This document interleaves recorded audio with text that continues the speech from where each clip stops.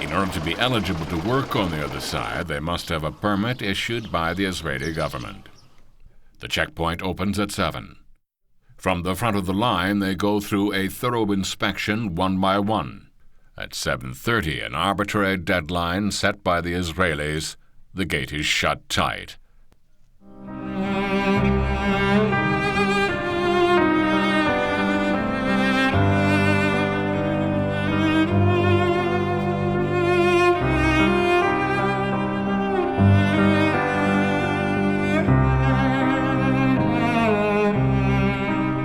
In this year, more than 100 people have come to Palestine from all around the world. To let the world know what is going on that may have an effect on the things that the Israeli government is going to decide. People get on the bus bound for the olive fields. First-timers and veterans alike all look excited about their journey ahead. After about 30 minutes, the bus pulls to a stop. They thought they'd see the olive fields soon. But a long walk through a narrow passage goes on forever. An exit turns out to be the beginning of another path.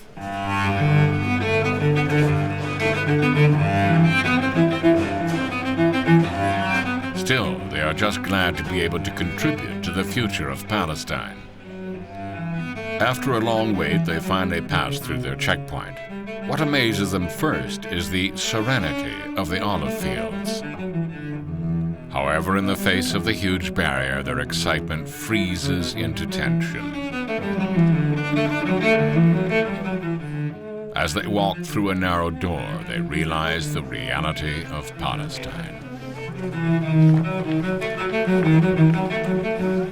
A little nervously, they get down to work.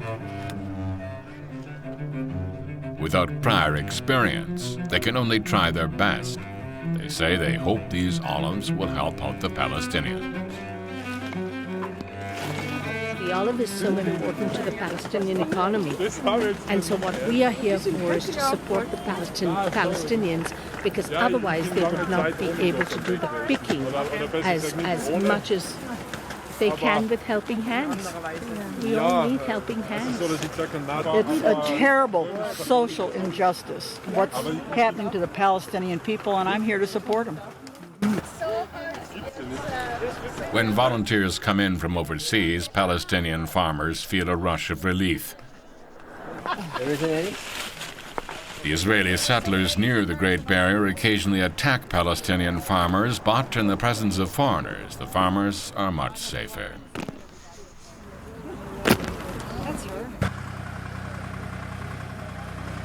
I definitely think that our activities make an impact on the political environment here. For example, we are right across the street from the police station that is right here at the wall, the separation wall, and the police are watching us very carefully. So clearly we're making a political impact on the situation through these very simple activities. Olive in Arabic is zatuna. Since even wars took a break during the olive harvesting season, zatuna is another word for peace. However, olives are now trapped between ethnic and religious conflicts. Can Palestinian olives symbolize peace again? Will there ever come a day when commutes to and from the olive farms become safe and sound?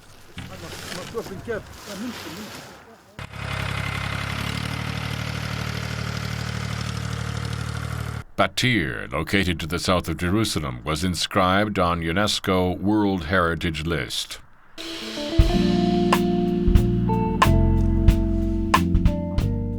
The terrace fields and irrigation canals in the village that were built in the ancient Roman era over 2,000 years ago earned UNESCO's recognition for their historical and cultural value. Thanks to that, the barrier construction in Batir was suspended. The final part of olive picking for fall 2015 takes place in the fields near Batir.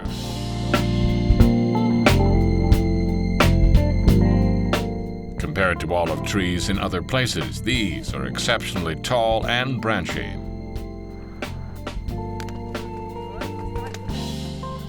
The volunteers are doing a lot better than they did in the beginning. Excuse me, 5 krogen en dan zie je ons vanzelf zitten.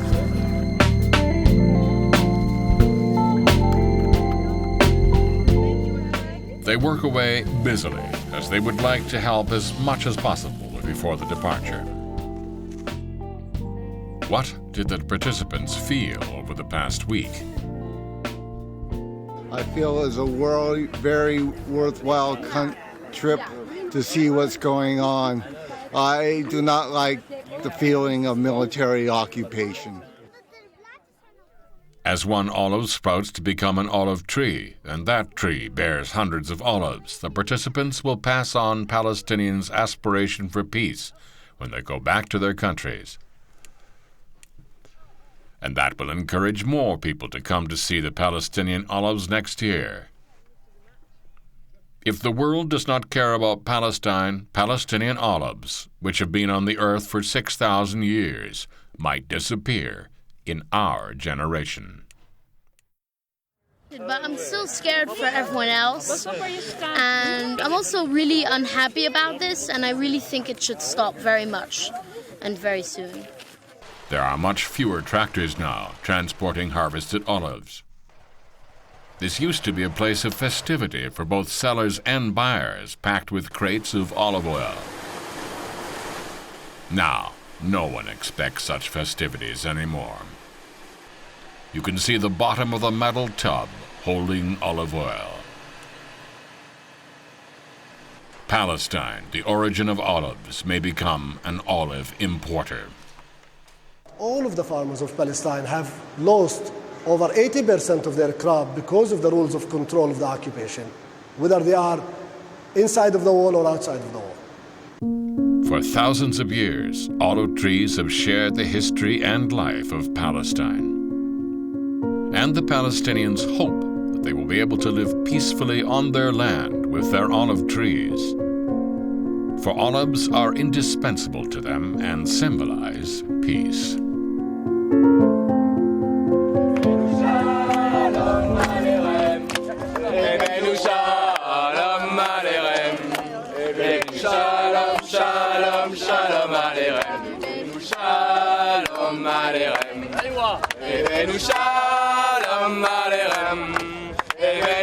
They say violence begets violence. And Palestine is caught in the middle of that vicious cycle. Who will plant the seed of peace here?